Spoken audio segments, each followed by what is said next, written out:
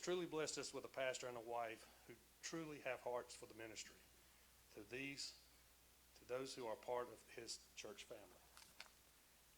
And we all know what a strong woman Donna is to be behind him, and it takes a strong woman to help a man like Bill.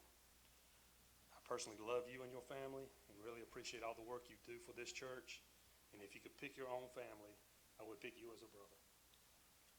I love you. I love your family, and I always will love you. And I want just one thing, because a lot of people don't know what you do, preacher, because, they only see you at your time of work. I know you work every day.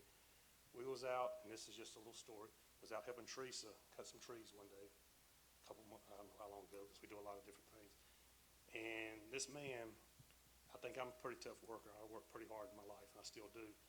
Cuts his arm open, a piece of metal. And instead of stopping and doing what he should do, because Donna wasn't there to help him, he grabs duct tape, wraps it up, and we finish the job. So you got to respect a man that'll get sturdy and stay on track what they need to do. Preacher, your family again, we love you. Thank you. I got to follow that. You good, man. Good gosh. You good, man. Wow. My small group's been trying to get me up here in this pulpit. I want to know when it's my time to get up here, but this ain't exactly what I come for. I did the same thing. I wrote a few things down so I wouldn't forget it. I know where you was at when you did it, too, because you always there. Oh. No, I wrote a few notes. Before I get started, though, I'd like to thank the search committee for their choice, because since Bill has been here, he definitely changed my life.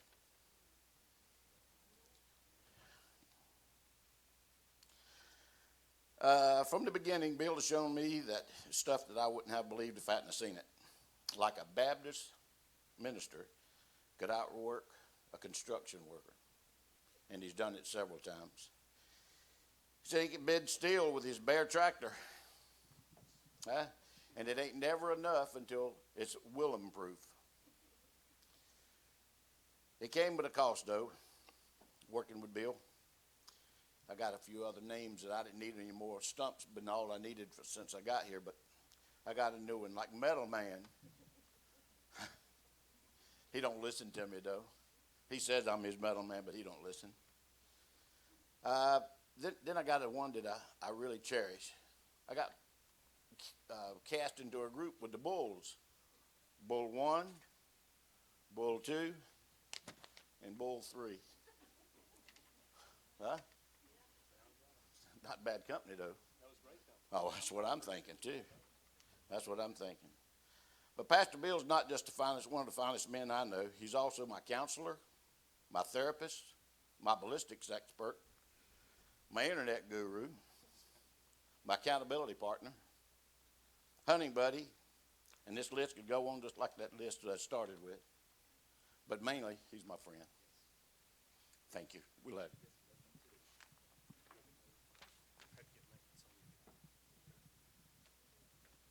That might be bull 1, bull 2, and bull 3. I'm the bulldog that has to ramrod them sometimes.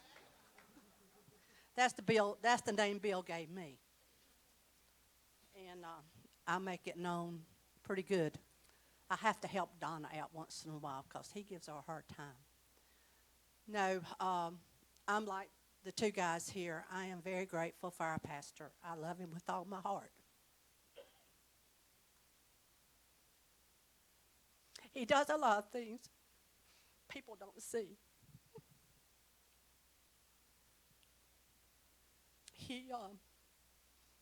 He's there when you need him, but the best time to get with him is on a one-on-one basis. Call him, and he'll meet you. And you can learn some things when you have that. When you're in a crowd like this, don't try talking to him about something because it's going over his head because he's so hyper, he can't bring it to us. But get on one-on-one if you have a problem, even if you have a problem with him or a problem with somebody, even in the church, go talk to him because he will sit down and listen to you, give you good advice, and show you in the scriptures what we need to do. Now, Bill, you know how special Donna is to me. And you know I get on your case all the time because you don't do what you're supposed to do for her. She waits on you hand and foot, and then some. Sarah has to get on your case once in a while. And by the way, Sarah, welcome home. And but she is your backbone.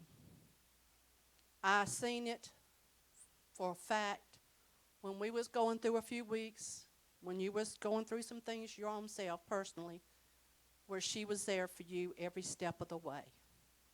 You can't function without her. There's no way you can function without her. And I'm thankful that you have her and that she is a strong woman for you, because it would take a strong woman. Because you're about as hard-headed as that door back yonder. And of course, I remind you of that all the time. We have taken up a little token that we want to share with you. You see, it says Pastor Bill and Donna. It ain't just Pastor Bill, it's Donna. There's money in here that you can do things with her. Use it for pleasure, not to pay a bill or help somebody else. Use this for y'all too. Do something with it for you two of you. And I don't want to hear any excuses. I mean it. But no, she's as hard-headed as you are, and it comes to that too. But anyway, we love you, and as you know, Chris is going to be coming and leading our service for us, because we asked him to come because we know he has a special place in your heart. He's like a son, just like he's like a son to me. So, Chris, you come on up. You dismiss when you get ready. All right. And we're going to have plenty of food to eat afterwards. Well, I can tell you, Bill is hard-headed, but that's pot calling the kettle black. You. See, I can say that, but I'm going to need you, and you to escort me out afterwards. Look, I'll tell you, just to kind of piggyback on what these gentlemen have said, as well as Denise,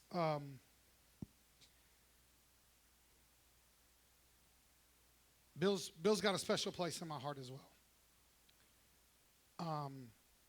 I wasn't in the best spot when he came in, and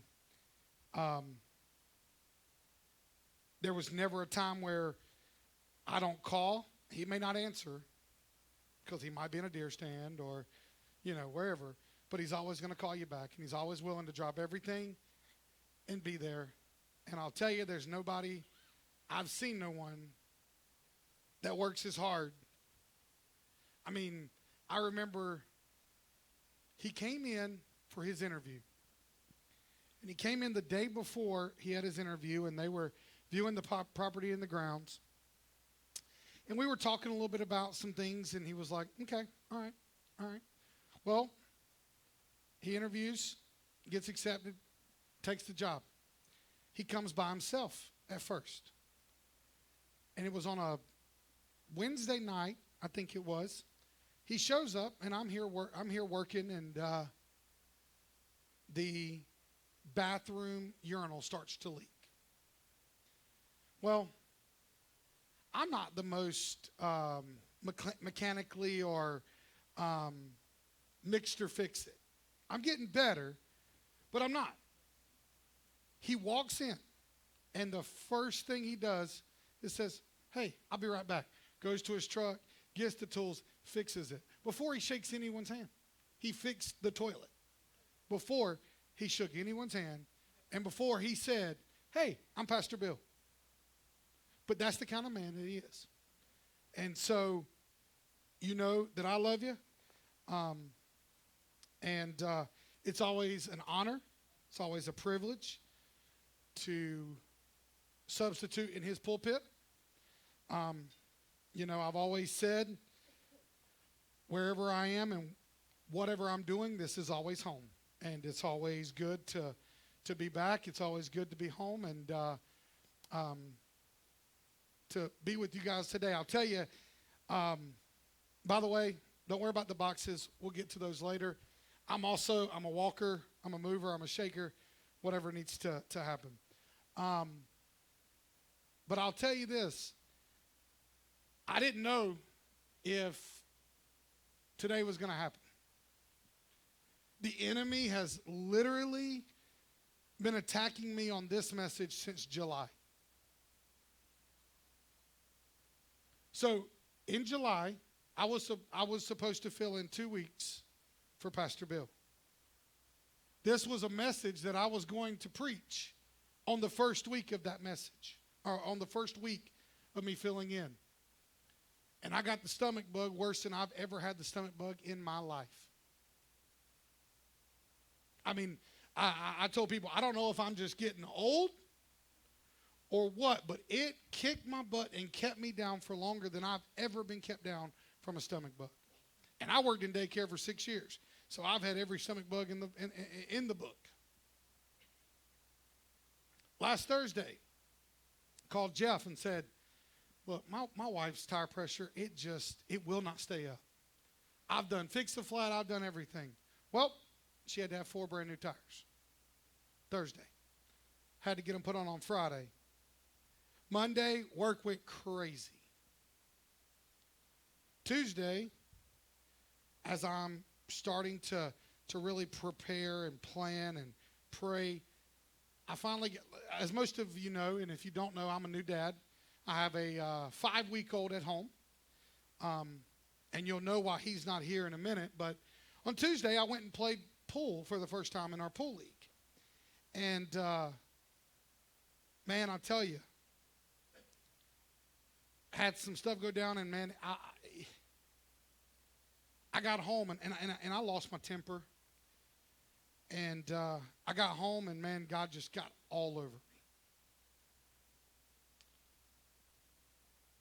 Tuesday night, Hillary started coughing.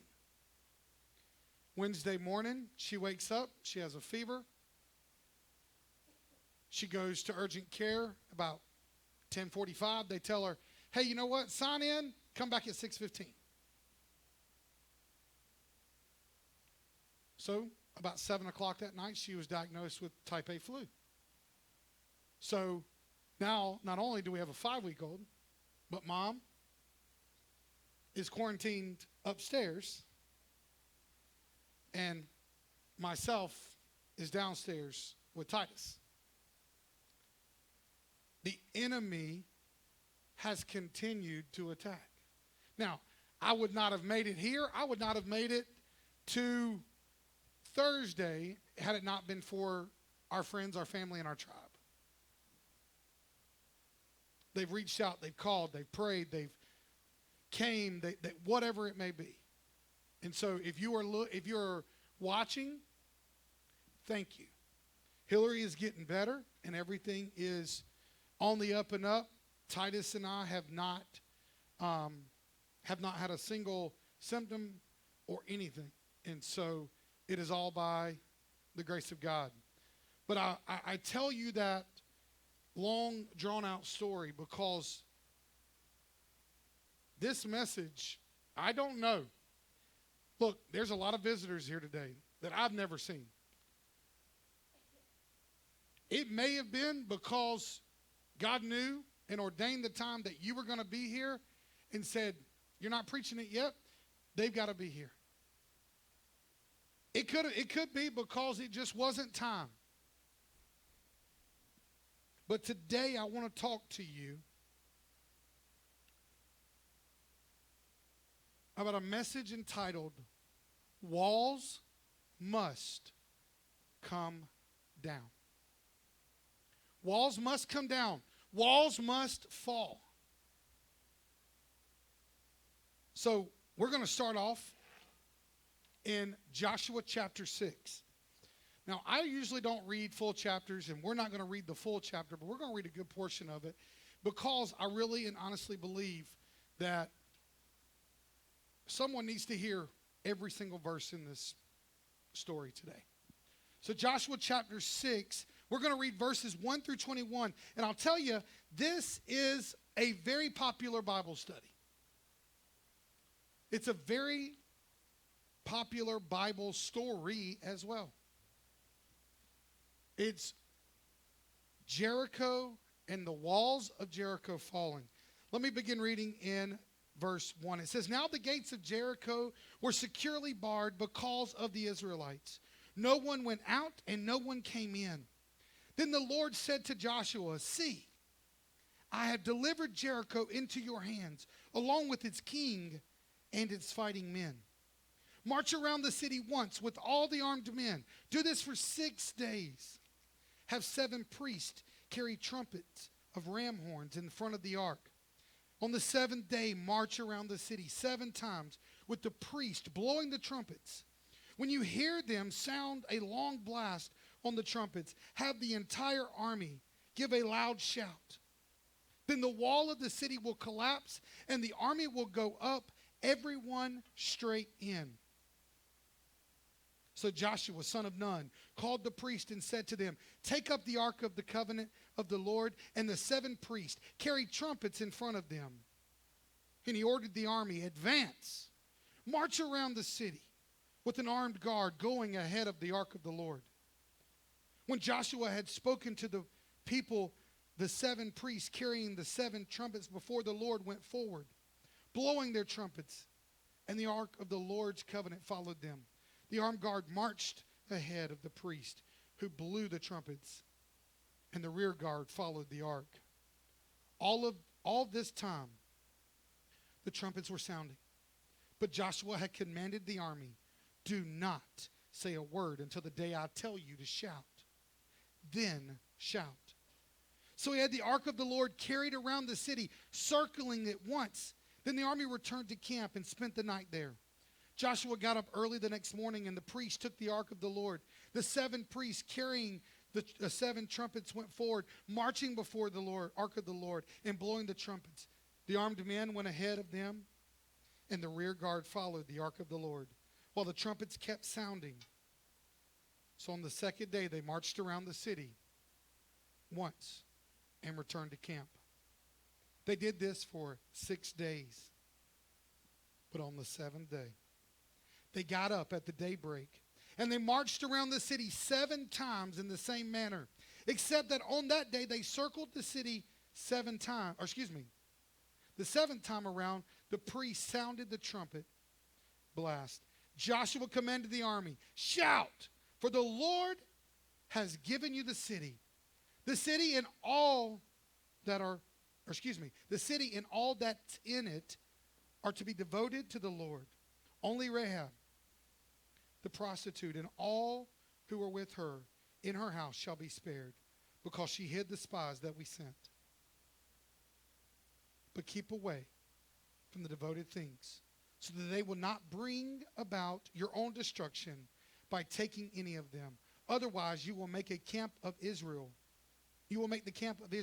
liable to destruction and bring trouble on it. All the silver and gold and the articles of bronze and iron are sacred to the Lord and must go into his treasury.' When the trumpet sounded, the army shouted, and at the sound of the trumpet, when the men gave a loud shout, the wall collapsed. So everyone charged straight in, and they took the city. They devoted the city to the Lord and destroyed with the sword every living thing in it, men and women, young and old, cattle, sheep, and donkeys." That's a lot. It's a lot. You see, the story of the Battle of Jericho is one of the most familiar stories in the Old Testament. The story of Joshua leading the Israelites to bring down the walls of Jericho is a powerful account that demonstrates the faithfulness, but also the power of God. You see, before Moses died, he declared that Joshua would be his successor and that he would lead the Israelites into the promised land. But as they crossed the Jordan, Jericho is literally the first city there. It was the first battle. It was the first test of Joshua's leadership.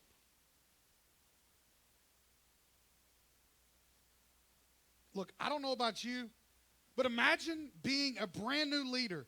Imagine leading a army into battle, and these are your battle commands. Wow. And that's the way that you're going to win your first victory, is by walking around and then shouting. You see, the story of Jericho fascinates us because of the unique details of the story. But it is also full of a lot of perspective and a lot of relevance for believers today. It's valuable because each and every one of us face walls of opposition in our lives. It could be walls of failed communication. It could be walls of personal opposition. It could be walls of something that stands between you and opportunity. It could be walls of prejudice. It could be walls of truth, walls of hurt. We all have walls of opposition in our lives. I've said this from this pulpit multiple times. You're either going into a storm, in a storm, or coming out of a storm. So in that, you got some opposition. And if you're not facing opposition, then I'm just going to go ahead and tell you, you're exactly where the enemy wants you. You are exactly where the enemy wants you. This morning, as we examine this battle, we're going to make some observations that can help us address the walls in our own lives. But in order to understand the magnitude of this story, let's understand the setting just a little bit. You see, Jericho was a gateway city to Canaan. The Israelites came to it when they entered the promised land. The city of Jericho was surrounded by walls that no one was able to get in. See, the Israelites were camped outside of it, because Jericho was an important city strategically, because by taking Jericho, the Israelites could effectively divide and conquer the nation in half. If they could take Jericho, they could launch a northern campaign and they could launch a southern campaign to take the promised land. We see in verse 1 that the people of Jericho knew the Israelites were coming. In fact, we're told Jericho was securely barred because of the Israelites. No one went out and no one came in. Listen, the people of the land were prepared for battle. They had barred this fortified city. They looked at their people and they said, no one's coming in and no one's going out. They were prepared. Listen, there are a lot of descriptions of Jericho that I've read and I researched, and some of the ones that I respect and honor. It says that Jericho was occupied of an area around 10 acres. So it wasn't huge. But it says that there was a double ring of walls. So basically you had an outer section of the wall and then you had a inner section of the wall. They said the outer section was about 6 foot thick. And the inner section was about 12 foot thick. And what they would do is they would lay timbers over the top because it would support the houses that were inside the wall. See, Rahab actually lived inside of the wall of Jericho.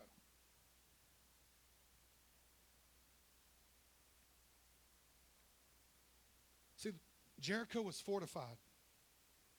It was protected. It was also built on a hill. So it was a lot harder for an army just to go bulldozing in. It was on a hill. The walls served as protection against attacks. The gates had been locked to keep the Israelites out. But then Joshua was given a plan of attack. And let's be honest, it's safe to say that the plan of attack was very unusual. Very unusual. That leads me to my first point. God's ways are not our ways. God's ways are not our ways. You see, back in that time, there were 5 different ways that people would commonly attack a walled city. Number 1, they would basically take a ladder and try to go over the wall. Number 2, they would dig a tunnel and try to go underneath the wall. Number 3, they would smash a hole inside the wall with a battering ram. Number 4, they would basically barricade the city and they would starve them out. Basically, they would stop all goods from going in, all goods from coming out, and eventually it would take months. But people would be starting to come out because they'd be hungry. And number 5, they would use deception, such as a Trojan horse. How many of you have ever had a Trojan horse or like a virus on your computer? Right? It's slow, it's meticulous. But when it hits, it's there. Right? Those were the 5 ways that a fortified city would normally try to be attacked. But these are the ways of men. You see, when we have a problem, when men, women, when humans have a problem, we try to rely on our instinct, on our gut. If we think we're smart, we try to rely on our strategy. But God, however, had a different plan. His plan was for Israel's soldiers, which was a very sizable group, to march around the city of Jericho following the ark and the 7 priests who were to blow horns of trumpets that led the ark. These people were to say nothing, to do nothing during the entire journey around the city. When they had finished walking around the city, they went back to camp. They did this same thing for 6 days. On the 7th day, they were to march around the city 7 times. And at the completion of the 7th time, they were to blow the horn and all the people were to shout. Look, imagine being the people inside of Jericho. Imagine being the people inside of Jericho. It's possible that the first day they tried to shoot arrows at the Israelites. I'm pretty sure the Israelites were smart enough to stay far enough away so that they weren't in any immediate danger.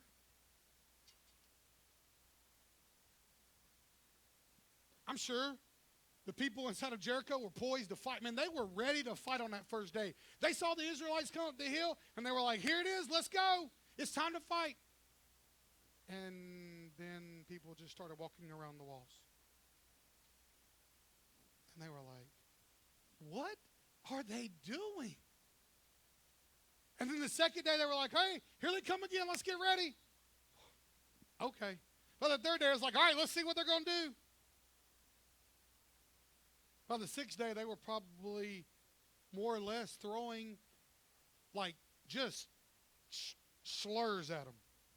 You're a bunch of idiots. You da-da-da-da-da. Like they were probably hurling insults at them from day 1, but it probably intensified by day 6 and day 7 because they were mad. They were like, we're ready for battle. We're ready to fight. But what you're doing is just walking around and twiddling your thumbs. Now, let's imagine being a part of the military brain trust of Israel. Joshua gathers you all together and he says, this is the plan that the Lord has given. This is what we're going to do. They're probably going, Joshua, you been drinking? You feeling okay?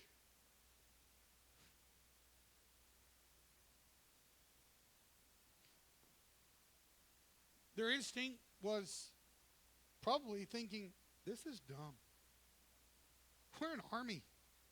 We're meant for battle. We're meant for war. And you're telling us we're going to walk around a wall? That's stupid. That's dumb. As they walked around that wall and they heard those insults, they probably felt a little foolish. Like, what are we doing? Why are we? And they can't say it, so they're having to think it. And a lot of y'all know, whenever you don't have someone to talk to, your self-talk, you get crazy sometimes. They weren't allowed to speak, so they weren't able to talk to each other. So, man, there was probably a lot of stuff going on in their heads. They probably felt frustrated. They probably felt anger as they're walking around the walls and they see people up there and they're laughing at them and they're mocking them and they're yelling at them and they're spewing hate and insult at them. Probably not only frustrated, they're probably ticked off. And they're probably thinking, this is so stupid. I'm ready. Just let me go.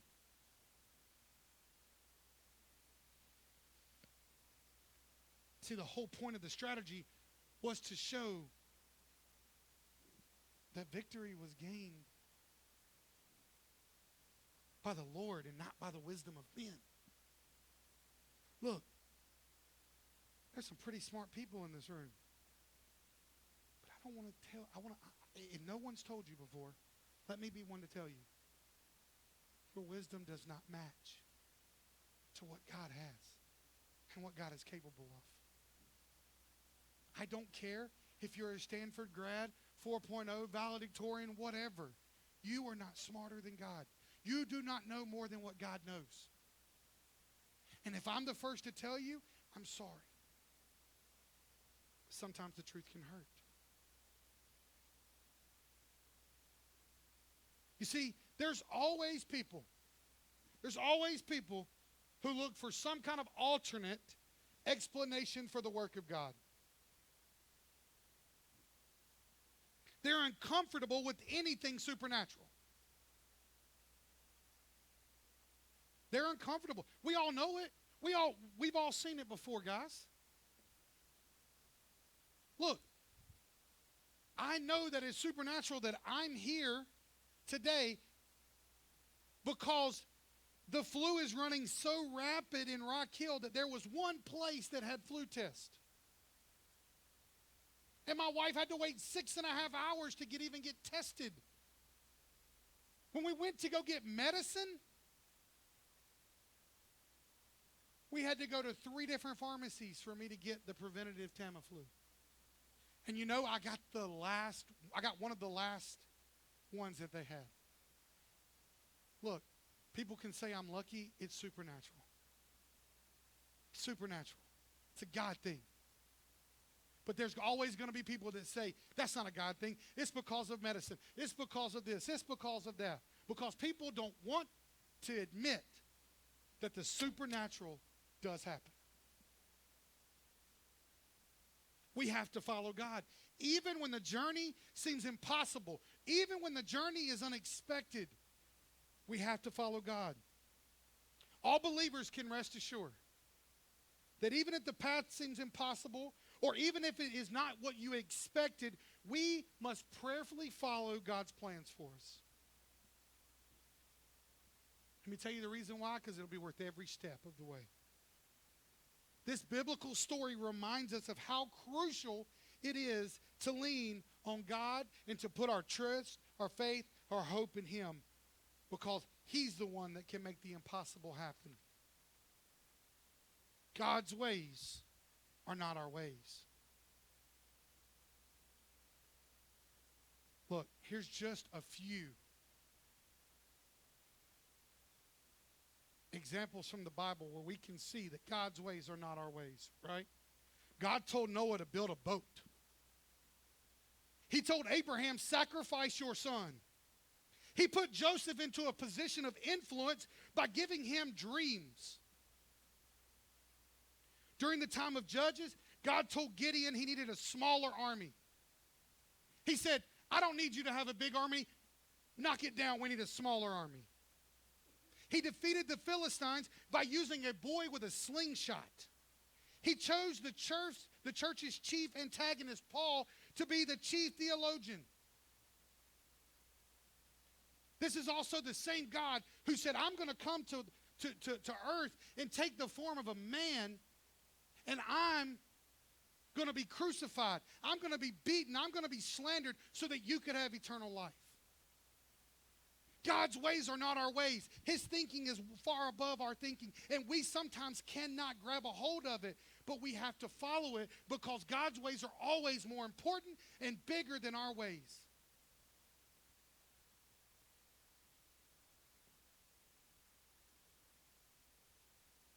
First Corinthians 1:25 says, the foolishness of God is wiser than human wisdom, and the weakness of God is stronger than human strength. God's ways may seem foolish sometimes, but I promise you, God knows what he's doing.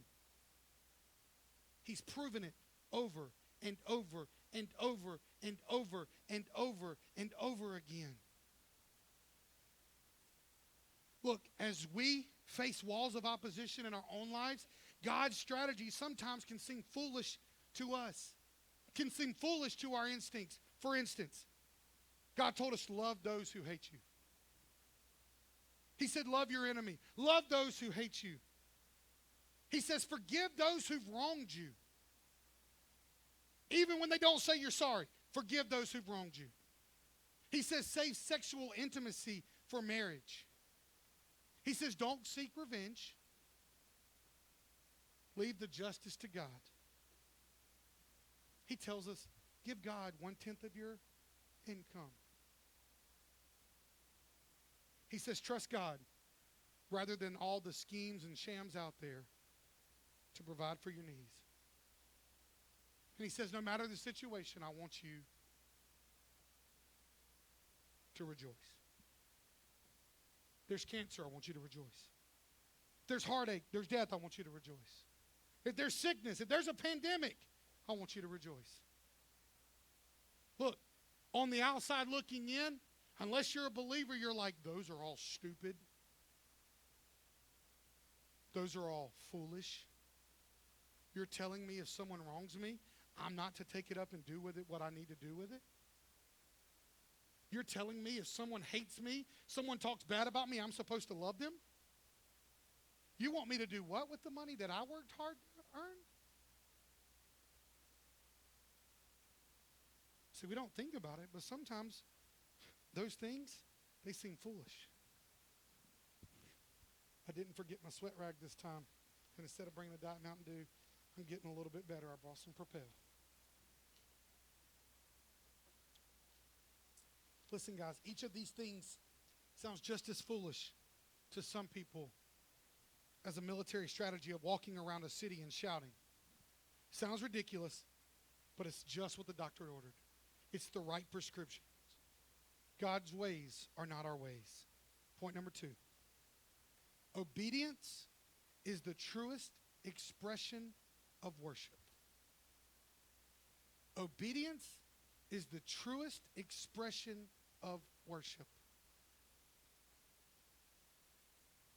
Look, Joshua bowed in respect and worship before the commander of the Lord's army. It's one thing to bow before the commander, but it's another thing to honor him with your obedience. This is true for every single one of us as well. We can stand up here and we can sing worship songs for hours upon hours upon hours. We can cry out our love to the Lord. We can learn great truths. We can even write them down in our notebooks. The real test, however, of the heart is how we live our lives. The truest act of worship is our obedience in the way that we live our lives. It's one thing to say that we honor the Lord, but it's another to do what he tells us to do. There's a lot of people that give you lip service. There's a lot of people talk the talk, but don't walk the walk. And the same is true when it comes to your relationship with Christ? When it results in ridicule from others, are you going to walk the walk? When it goes against our instincts, when it goes against our beliefs, when it conflicts with our desires of our heart, when it means a delay of the resolution of a problem, are we willing to not only honor God, but obey Him? You see, in these times, in the times of struggle, in the times of opposition, in the times of hard times, we show our true feelings towards the Lord. Do we truly love Him and honor Him, or is it just lip service? Do we trust His word more than our instincts? Do we trust what He tells us more than what we believe? Because I'm going to tell you, I struggle with this. I'm a fixer. There's a problem, I want to fix it. If there's something that's been done and wronged, I want to fix it. I remember sitting in Bill's office probably about 2 years ago. We had a break-in at the church, and they stole my computer. And, man, I was firing mad. Look, I'll be honest. I can go from zero. My son is just like me. I can go from 0 to 100 real quick. And Bill walks from behind the desk, and those of you that have ever met with Bill one-on-one, he walks over and he says, "No, Chris," because, you know, that's how he always starts. Now, Chris, now, Jason, now, Jim," he says, "was it yours to begin with?"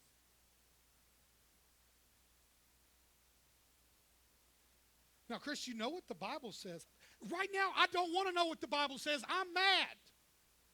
And he's like, "But that's not acceptable."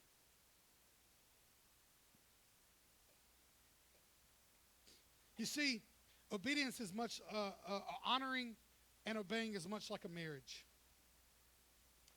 You can make all kinds of promises while dressed up in fancy clothes.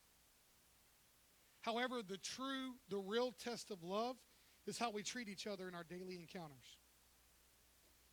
It's how you prepare, how you take care of each other for sickness and in health.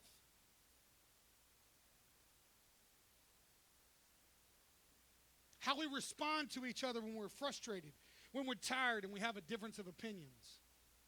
Yes, honey, I'm talking about us.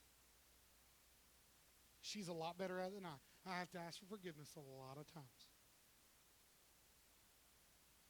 You see, a common mistake we make in life is assuming that if we don't understand why something is being done, then it's irrational and it doesn't make sense. I don't know why this is happening. It doesn't make sense. It's stupid. It's dumb. And if I don't know why it's going on, or I don't know why we're doing this, then it isn't the right way. I assure you that God is not only faithful, but God is purposeful. God is not random. There is no random in God. Everything that happens, everything that God does, everything that God forms is purposeful. We sang a song that says, "God, remind me that I am wonderfully made." You are made with purpose. You are not random. You are not a mistake. I don't care how you got here. I don't care about what means you got here. You are not a mistake. You are not random. You are purposefully made.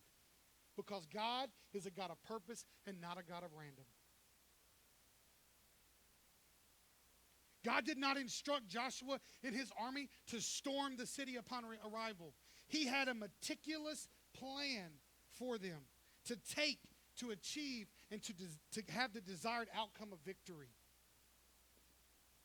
God was very specific. He was very purposeful in how he orchestrated the walls of Jericho falling. If God is that purposeful about helping the Israelites claim the city, we can be just as confident that God is also purposeful in each and every one of our lives. The ups and downs of life may be unexpected. They may catch us off guard, but God knows what is coming, and God will make good out of all circumstances for those who love him. Our lives are meaningful and significant because God is writing each of our stories purposefully. In other words, we might assume that because we don't know why the Israelites were to walk around the Jericho, then it must not have been a good reason to walk around Jericho. However, God may have been doing a number of different things during those times. He may have been draining the courage out of Jericho. He may have been teaching Israel about patience and trust. He may have been teaching them self-discipline, having them walk in silence. He may have been teaching them not only to trust and honor, but also obey. You see, we're not called to obey God because it makes sense to us. We're called to obey God because he is God. And that's all that needs to be said. We obey God not because he tells us what is going on, not because of the good things that he gives us.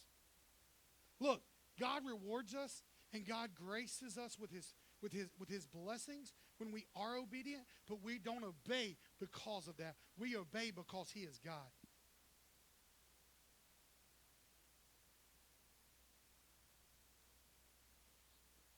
Every time we do something because God said so, we're acting in faith. We worship and honor God when we, one, tell the truth, when a lie may make us look better.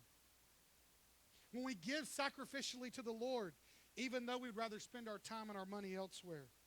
When we keep our dating relationships pure, even though the desire is to tell us to give in. Even when our friends are making fun of us. To forgive even though we don't think the other person is sorry or learned a single thing. To lend a hand to someone who can never repay us back. To pray for our enemies. To stand out and to stand up for our faith. Even in potentially hostile environments. God's ways aren't our ways. Obedience is the truest expression of worship. Number 3, last point. Victory comes from the Lord. There's not a single victory that does not come from the Lord. Now look, I know my Tigers lost last night. That doesn't mean they don't have favor in God. I know your Carolina Gamecocks won. That doesn't mean they have more favor. God could care less about an outcome of a game. But let me tell you what God does care about? The souls of each person at the game and playing in the game. Victory comes from the Lord. The primary message of this story is the fact that victory comes from the Lord. What God promises, he will fulfill.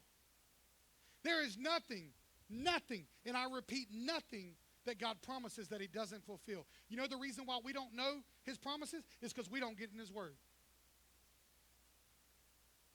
You know the reason why we get in the way of God's promises because we think we know better is because we haven't read the word that says, I promise you this, and we believe it. We believe that God promises something and he does what he says he's going to do. The whole event was set up in such a way that the people would know that the victory belonged to the Lord. Look, life is best when we let God do his work. When we get out of the way and we let God be God. We have to remember that what God can do in 10 minutes, it's going to take us maybe 10 years to accomplish. You know what? There's a lot of people that are walking around these walls for 10 years because they think they know better than what God did.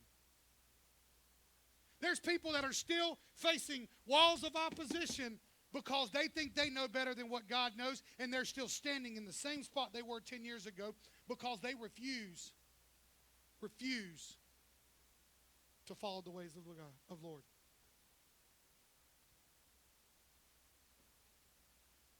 We talk about faith. But in times of crisis, we have a tendency to trust our own heart, to trust our own instincts, to trust our own ways. We feel we have to do something. Look, I see this tendency in my life all the time. I told you I'm a fixer. My wife comes in, she says this, this, and this happened. I've already got 6 ways to fix all 3 things. A lot of them are stupid. A lot of them are never going to work. But I'm a fixer. Sometimes I have to say, I got to let go and I got to let God. I got to get out of the way of God. And when we do this, even though we say we don't believe this, it would seem deep down that we either believe we know better than God, we think God cannot do what he said he's going to do, or in my case, we're just too impatient.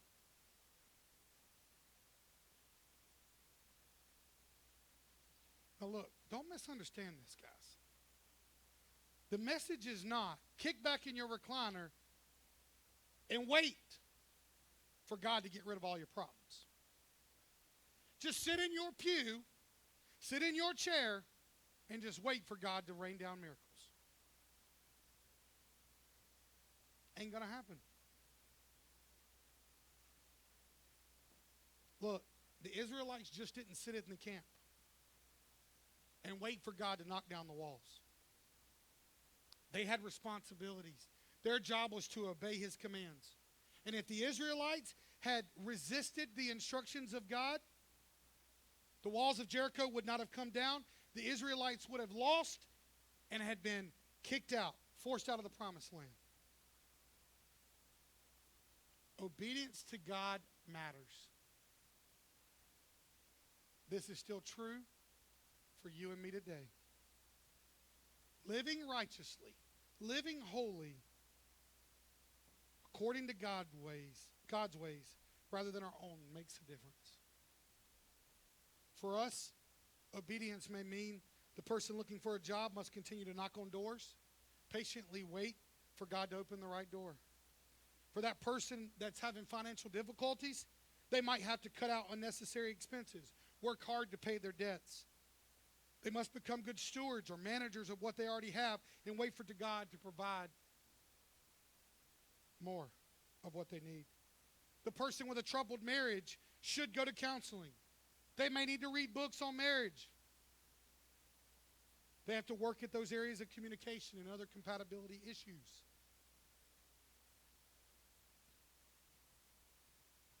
The person who is looking for a mate must only date those who share in their same commitment to Christ, who are going to abide by the principles of the Bible on purity. They have to trust that God's going to show them the right person. The person who's ill, they need to pray for healing. They have to talk to their doctor. They have to take their medicine. They have to trust God and trust him that he's going to make them well. The person in ministry has a job, faithfully teaching the truth and loving the people of God. It's not our jobs to bring about results. It's God's. Our job is to do what he tells us to do. His job is to bring the results. You see how different this is from the way we normally work?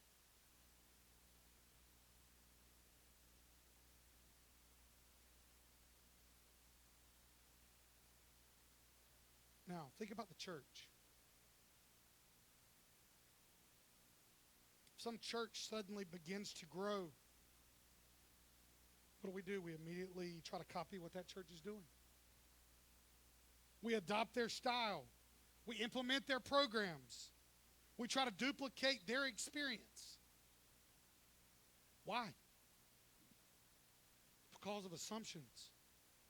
We assume first that the church or ministry that is growing in numbers is obviously healthier or more blessed by God than a church that is not growing.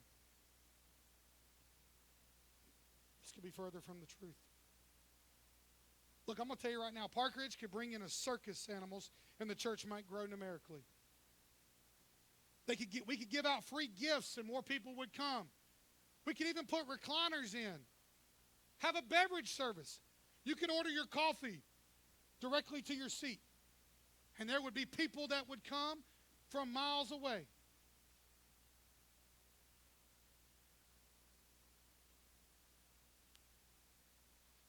Numerical growth and spiritual health are not necessarily the same thing. Look, that doesn't mean that we don't do everything we can to reach the lost. Secondly,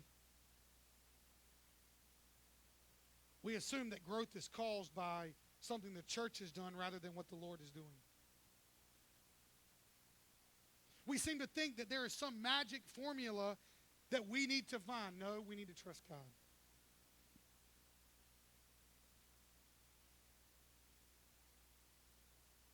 Even when it comes to our witness, we need to remember that God's the one who changed human hearts, not us. The Holy Spirit is the person who brings people to the point of faith. We can't make someone believe. We can't save anybody. But we can do our responsibility of living a life that is righteous and holy in front of them. We can do our responsibility in inviting them to church. We can do our responsibility by sharing our faith, not only through our words, but through our actions. Because I'm going to tell you, sharing your faith with only words and the actions don't back it up is nothing but lip service. And they're going to look at you and go, why would I ever want anything like that? Now, don't get me wrong. This doesn't mean that any church needs to stay status quo. It doesn't mean that we stay because this is the way we've always done it. This doesn't mean that we go completely radical either. We do what God tells us to do. And if we're not listening to what God tells us to do, then we have no reason, ability, or even expectation to open our mouth. That's why it's important to have a pastor that prays. That's why it's important to have a leadership team that's involved. That's the reason why it's important to be out in your community and know what people want, know what people need, and know what's going to reach them. And be willing sometimes to say, it's not my favorite, but if it's going to reach them, if there's going to be one more person in heaven because I maybe have changed, then that's what needs to be done.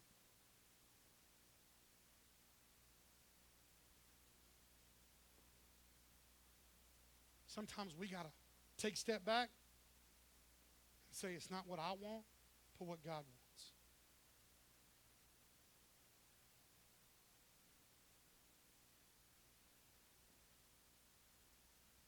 In conclusion, y'all can come on up.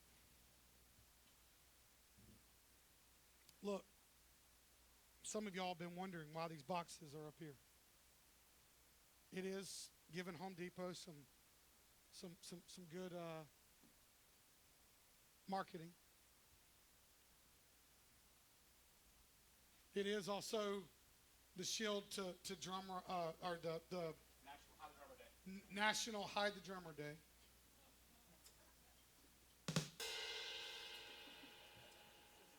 But I want to apply what we've talked about today with 4 questions. First, is there a Jericho in your life? Is there a wall that seems to stand as a daunting obstacle in your way? It might be a family situation that just cannot fix itself. It might be a nagging addiction that you just can't beat. It might be an unforgiving spirit. It might be an illness that just does not want to get better. It might be a person who pushes your buttons. It might be a job that's a constant source of frustration.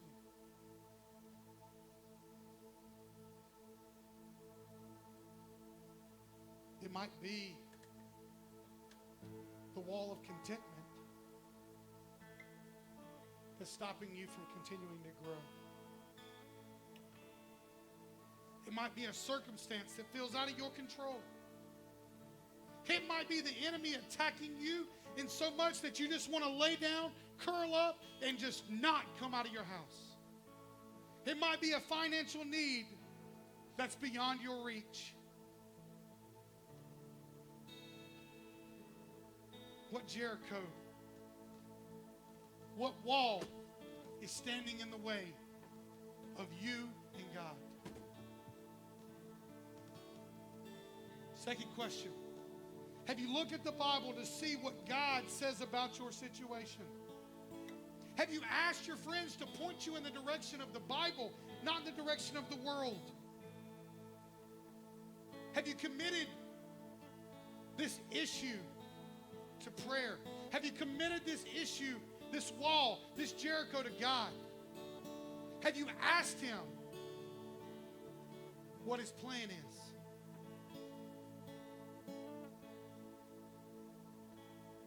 Third, are you willing to follow God's prescription? Are you willing to follow God's way? Are you willing to say, not your will, but not my will, but your will, God? Are you willing to do what he tells you to do?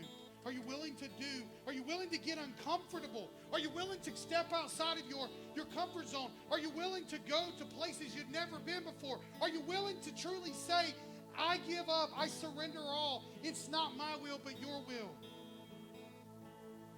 Because until you do that, no wall is going to fall. Are you willing to say, God, I'm going to give it all to you, and when I get up, it's still yours. I'm not picking it back up. So many times we want to say, God, this wall, Lord, just take it. But then when we get up, we pick it back up and we carry it. Are you willing to say, God, it's yours, and it's all yours?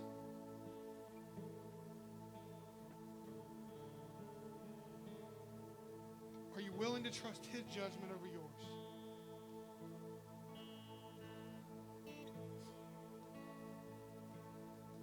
Number 4, are you ready for walls to fall?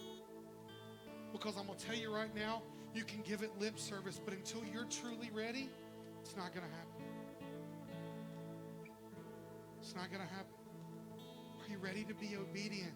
To say, God, even if you tell me I got to walk around this wall 7 times and I got to shout unto the Lord. God, if you're telling me, God, if God's telling me, God, Chris, I want you to sit on the front pew every day for 6 months.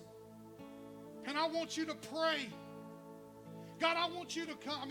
Chris, I want you to come to this church every night at 12 o'clock. And I want you to walk around it and pray, because I have a feeling that there's some strongholds happening at this church. And it's time for us to break hold, break through, see some walls fall. Is there someone in your family that needs to know Christ?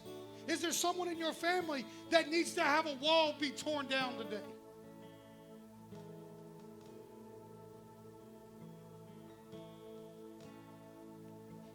Here's the altar call.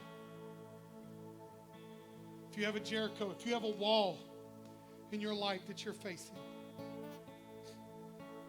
I want to invite you all around the room this morning. Whether it's large, whether it's small, whether it's medium. On both sides over here, there are Sharpie markers. I want you to grab one of these Sharpie markers, and I want you to come and I want you to write what your Jericho is. I want you to write what your wall is. I want you to write where you need deliverance. I want you to write where you need God to help you. on these boxes. And we're going to pray over them. And when we pray over them, you're going to follow God's command. You're going to do what God tells you to do. Because our ways are not God's ways. You're going to be obedient because obedience is the truest expression of faith. And when he delivers, when he knocks down those walls, you're going to give him the praise, the honor, and the glory because victory comes from the Lord. It's not by your might, but by his. This morning,